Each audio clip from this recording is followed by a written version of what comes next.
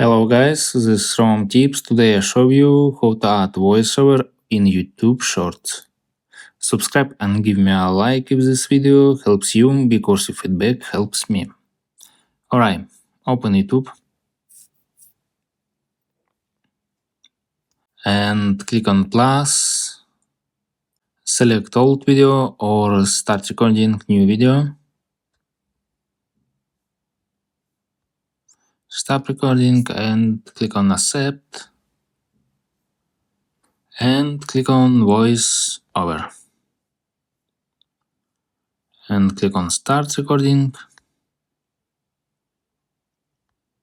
Click on stop recording, click on video,